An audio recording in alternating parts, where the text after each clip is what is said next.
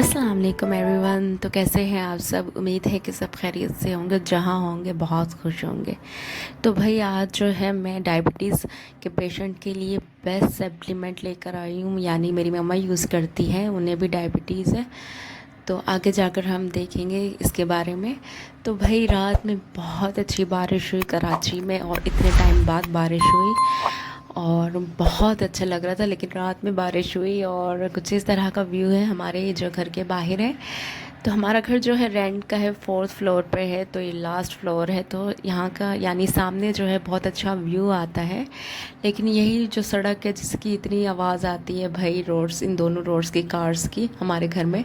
तो मुझे voice record करने के लिए बहुत ही कोने में जाकर किसी कोने में रिकॉर्डिंग करनी पड़ती है, फिर भी आवाज़ आ जाती है। तो भाई ये घर का अंदर का सीन है, ये किचन है, सेपरेट है 2 रूम से। तो ये सेंटर में पर्दा है, तो यहाँ से बहुत पानी आता है हमारे घर में। तभी मैं कह रही थी बारिश होती है तो 1-2 जो है उसके नुकसान भी होते हैं हमें। तो यहाँ से बारिश आती है, और ये हमारा जो पर्दे के उस पार है वो किचन है, तो सेपरेट है। और साथ ही हमारे दूसरा है घर है, उसके भी ये उसके साइड का पोर्शन है। तो भाई यहाँ पर पानी आता है तो हमें और जो हमारे नेबर्स हैं उनको काम करने में किचन में काफ़ी प्रॉब्लम होती है। तो भाई इस पे चादर है सीमेंट की, तो उसकी वजह से यहाँ पर पानी आता है, और तो कहीं नहीं आता, रूम में बिल्कुल नहीं आता, किचन में आता है बस। तो भाई इसलिए मैं कह रही थी। और गैस जो है अब तक तो है हमारे घर पे गैस, लेकिन अल्लाह जाने तेज़ बारिश होगी तो गैस भी चला ही जाएगा। तो भाई मैं आज जो है बना रही थी पोटे और आलू, मम्मा ले आई थी, और काफ़ी दिन से जो है खाए भी नहीं थे और अच्छे लगते हैं खाने में। तो पहले दिन तो मैंने इसे बना लिए थे अच्छा खासा, आधा किलो मैंने ये ले लिया था पोटे, और आधा किलो ही आलू थे। और फिर मैंने जो ये किलो आलू थे मैंने इसमें से हाफ़ ही बनाए थे। तो उसके बाद जो है पहले दिन तो मैं आटा गूँधने में लग गई थी, तो सालन का पानी जो है वो बिल्कुल खुश्क हो गया था। तो उसे रोटी के साथ ही खाया, फिर काफ़ी सारा सालन जो है वो बच गया था। फिर बाद में जो है मैंने इसे दोबारा तड़का लगा कर ना चावलों के साथ इसे खाने के लायक बना लिया था। तो फिर मैंने चावलों के साथ भी इसे खाया और बहुत टेस्टी बना था।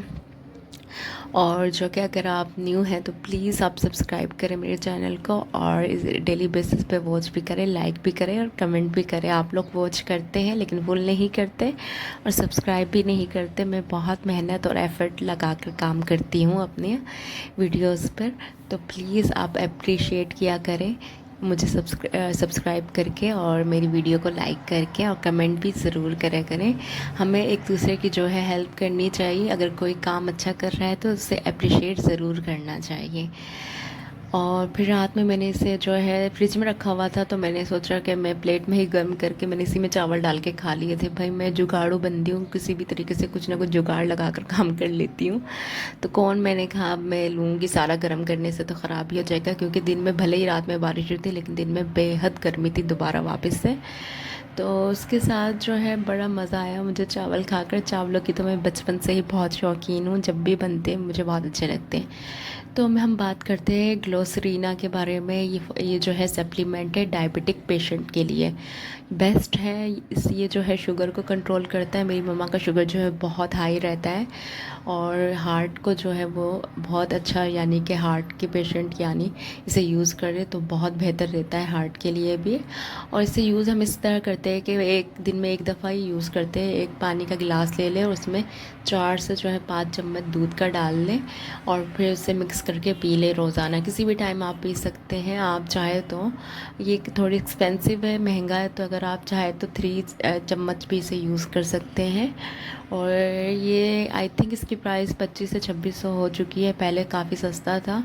तो मम्मा इसे यूज़ करती हैं, पहले थोड़ी ज़्यादा यूज़ करती थी, मतलब मंथ के जो है 1-2 डब्बे, 2 से 3 डब्बे यूज़ कर लेती थी।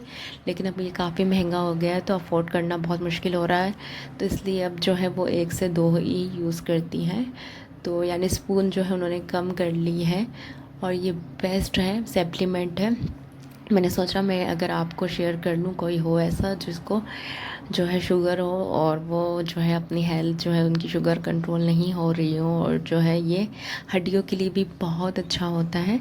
तो मैं ये थोड़ा सा जो है, मम्मा का शुगर थोड़ा सा हाई हो रहा था, तो फिर इसलिए मैं मम्मा के लिए जो है करेले बना रही थी। मम्मा ने कहा मैं करेले ले आती हूँ, तो करेलों पे मैंने कोई नमक नहीं लगाया, कुछ नहीं लगाया। तो टमाटर भी एक ही यूज़ किया, हाफ़ प्याज यूज़ किया, क्योंकि वो उन्हें सिर्फ इसलिए खा रही ताकि उनका जो शुगर है वो लेवल कम हो जाए, इसलिए नहीं खा रही है कि जो कि टेस्ट के लिए नहीं खा रही। तो इसकी कड़वाहट जो है वो इसी में रहनी चाहिए ताकि जो है उनका कंट्रोल हो जाए शुगर। और ये अब आप जो है शुगर के लिए ये कर सकते हैं कि आप जो है भिंडी होती है उसे भी रात को जो है कट करके पानी में रख दें और सुबह जो है वो निकाल कर स्टेन करके उसे पी लिया करें। उससे भी जो है शुगर काफ़ी हद तक कंट्रोल रहती है। और ये करेले ये है कि रोज़ाना आप दिन में 1-2 दफ़ा करेले का सालन बना लें। करेले का जूस भी बना कर पी सकते हैं, जो आपको ईज़ी लगे। तो मम्मा जूस नहीं पीती है तो करेले बना लेती है, और इसे जो है किसी रोटी शोटी के साथ नहीं खाती, वो बस इसी तरह जो है खाना वाना खा कर थोड़ा सा लेकर खा लेती है। तो ये कड़वे होते हैं, और कड़वी चीज़ जो है शुगर के लिए बेस्ट होती है, क्योंकि शुगर जो है वो ज़रूरी नहीं है एज वाले इंसान को ही हो, किसी को भी हो सकती है। तो मम्मा को है तो हमें बहुत मसले होते हैं, मतलब इसकी वजह से हार्ट के मसले स्टार्ट हो जाते हैं, बीपी के मसले स्टार्ट हो जाते हैं, कोलेस्ट्रॉल के मसले हो जाते हैं, तो काफ़ी मसले हो जाते हैं। तो कभी मैं आपको शेयर करूँगी कि मम्मा को कब डायबिटीज़ हुई, और मेरे लिए उसको फेस करना और उसे यानी कि बर्दाश्त करना कितना मुश्किल था, क्योंकि मैं एक ही बेटी हूँ उनकी।